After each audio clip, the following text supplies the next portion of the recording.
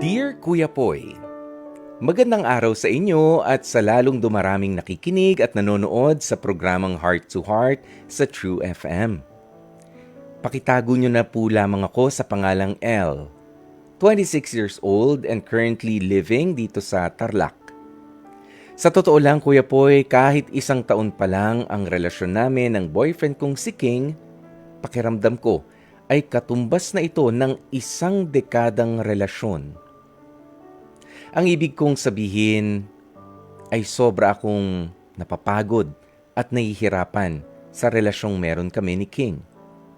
Aminado akong nasasakal na ako sa kanya, Kuya Poy. Pero depensa nga ng boyfriend ko ay bahagi lamang daw yon ng pagmamahal niya sa akin. Isa akong clerk sa isang pribadong kumpanya dito sa amin habang ang boyfriend ko naman ay mas nakakaluwag-luwag sa buhay kung ikukumpara sa kinikita ko. Patunay dyan ang pagbibigay niya sa akin ng allowance. Nahihiya man akong tanggapin ay mas pinipili ko na lang nakunin ang iniaabot niya. Sa tuwing tumatanggi kasi ako, mas nagagalit siya sa akin. Pakiramdam niya kasi ay meron daw akong iba. May isang pagkakataong pa nga Kuya Poy na puwersahan niya akong pinasulat ng promise letter. At nakasaad nga sa kasunduan na yon na ni sa hinagap ay hindi dapat siya iwan anuman ang mangyari. Dahil oras daw na mangyari yon, kapalit ang panghabang buhay na sumpang dadanasin ng buong pamilya ko, Kuya Poy. Sakaling gawin ko ang lokohin at lisanin ang kagaya ni King. Pero alam nyo, pumirma na rin ako para lang maipakita kung gaano ko kamahal ang boyfriend kong si King. May isang beses din na hindi nagustuhan ng boyfriend kong si King ang ginawa ko sa mga kaibigan niya. Ganit po kasi yun. Nagawa kong ipagluto ang mga ito pero imbes na matuwa at pasalamatan ako, ay nagawa pang magalit sa akin ng boyfriend ko. Dahil ayon sa kanya, parang gusto ko raw magpasikat at pumorma, magpa-cute sa mga friends niya. Ang punto ko lang naman, Kuya Poy, para lang naman makakain sila. Tutal, nandun sila sa bahay namin. To be honest, iniisip ko na para bang wala akong nagawang tama sa buong takbo ng aming relasyon. Sa tingin ko may pagkadiktador ang kagaya ni King, na kung ano ang gusto niya ay siya lamang ang susundin ko. Ultimo ang mga kilos at paraan ng pananamit ko ay talagang pinupulis niya. Hindi man literal pero higit pa ang nararamdaman kong pagkakasakal sa kanya, Kuya Poy. Hanggang ngayon ay gulong-gulo ako sa paraan ng pagpapakita ni King ng pagmamahal sa akin. Alam niya rin ang lahat ng social media accounts ko at maski ang GPS ko, nakamonitor talaga sa kanya. Kaya kahit saan ako magpunta, ay nakasubaybay sa akin si King. Kaya ang tanong ko, pagmamahal pa rin po ba ito?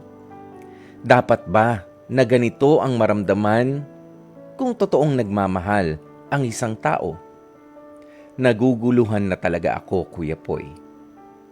Umaasa ako na mabibigyan ako ng inyong mga kasagutan. Maraming salamat sa pagkakataong mapili ang aking kwento para sa Heart to Heart.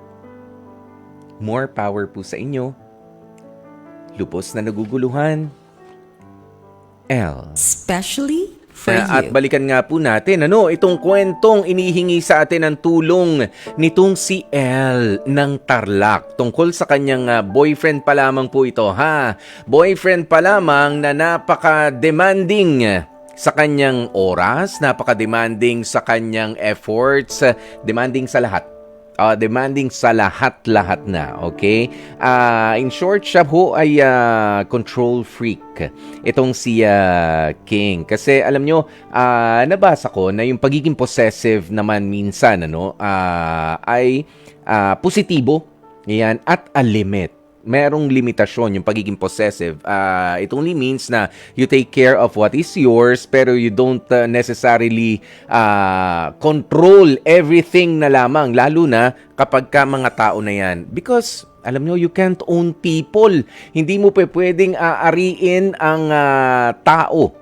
Lalo at karelasyon mo. Tapos na ho tayo doon sa feudal system, Oo, na merong nangangamuhan, merong mga aliping sagigilid, mga aliping 'di ba? Wala na tayo doon sa panahon na 'yon. Pero ito para nagiging alipin na lamang si Elle at dinidiktahan ng kanyang boyfriend na ito lang ang gagawin mo. Ipinagluto, biruin nyo, saan kayo nakakita, pinagluto na yung barkada mo para makakain kayo at maayos naman yung iniluto mo para sa kanila. Pinag-isipan ka pa na nagpapasikat ka ba? Nagpapakute ka ba sa kanila? Aba, teka lang. This guy is, I think, sick in the head. Okay? Merong mali dito kay King. Pero alam mo, Elle, gusto ko sanang sabihin na, Elle, alam mo, wala sa'yo ang problema, na kay King yung problema. Masarap sanang sabihin kung ganun na lang, But no. Parehas kayo. Okay, may problema si King for being really insecure. Ayan. Iyan po ay marka ng insecurity. Yung bang ibibigay mo sa kanya ang lahat ng impormasyon na gusto niyang malaman, naka-GPS ka pa. Aba, tila ka para kang remote control, L. O tila ka mawawalang tuta. Hindi naman. Para kang sasakyan. Na naka-GPS. Teka lang. Hindi na maganda yan, Elle. Okay? Pero ang matindi nga rito, Elle, is pumapayag ka kasi. Isinurrender mo rin sa kanya. Ayan. Papaano nga ba natin nasabi yun? Mga social media accounts mo, pumayag ka na merong ganun para pagustuhan si King. Ayan. Pumayag ka rin na naka-GPS na tracking system ka. Ayan, which is wrong. Okay, that's unfair. Gagawin lang natin 'yan siguro sa mga anak natin, lalo na yung mga bata, 'di ba? Alam ko ginagamit yung iba GPS, yung tracking, lalo na para hindi makatakas-takas, 'di ba? Mga batang dapat nasa eskwelahan. Minomonitor natin bilang mga magulang. Ayan, bilang mga magulang. Pero ito, tila hindi ka naman na makakilos. Tila anytime may gagawin kang masama. First of all, Elle, meron ka bang ginawang masama noon kaya nagkaganyan si King? Okay, ngayon, kung meron, isa siguro ito sa mga kailangan mong i-endure. 'Di ba? You endure itong ganitong klase ng pagiging possessive nitong si King. Kung naloko mo na siya noon, nagkamali ka na, 'di ba? Ganyan. Pero kung nangyari ito sa kanya without you doon sa picture o ginawa sa kanya ang lokohin siya, maisahan siya ng kanyang partner noon, sa kanya talaga yung problema. 'Di ba? Ngayon, kasalanan mo, Elle, kung papayag ka na ganyan na lamang ng ganyan ang pagiging pagtrato sa'yo. Hindi ka relasyon, hindi tao. That's an inhumane act. 'Di ba? Na lahat na lang ng gagawin mo, kailangan may approval nitong taong karelasyon mo. It's not enough that you love this person. Oh, please, tigilan niyo ko. Diyan sa pagsasabi na, Kuya Puy, mahal ko kasi kaya sige lang gagawin ko. O mahal mo pala, sige gagawin mo ang lahat. Ba't nagrereklamo ka? 'Di ba? Ba't nagrereklamo ka? Bakit ngayon sinasabi mo sa amin nasasakal ka? Why? 'Di ba? Kasi nga hindi mo gusto. 'Di ba? Kaya hindi enough na mahal mo lamang yung isang tao. Ang tanong doon, mahal ka ba niyan? O itinuturing ka lang na isa sa kanyang mga possessions? Itinuturing ka lang na isa sa kanyang mga laruan na iniingat-ingatan? Because there's really a big difference, 'di ba? Na tao ka meron kang emosyon, meron kang free will, meron kang anong tawag mo rito? Meron kang choices, meron kang decisions to make for yourself. 'Di ba? Without his approval, you have to make decisions individually kahit pa nga nasa loob kayo ng isang relationship, 'di ba? At katangahan, kahangalan na isuko mo ang lahat ng karapatan mong 'yun bilang isang tao, hindi bilang isang karelasyon, bilang isang tao. 'Di ba? If you respect yourself, hindi ka papayag sa ganitong klase ng setup. Tsaka may pinapirmahan sa'yo na bawal siyang lokohin, sino yan? Mag-iingat ka kapag ka ganyan mag-isip. May promise letter. Oo, 'di ba may promise letter? Kala ko nga kanina promissory note eh. 'Di ba?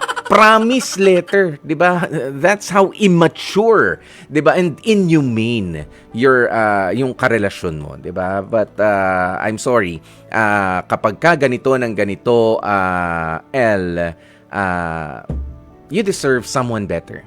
Okay? You deserve someone better. At itong si King, sa'yo at sa mga susunod pa makakarelasyon niya, sana, bago makipagrelasyon ulit, magkaroon ng mas magandang relationship para sa kanyang sarili.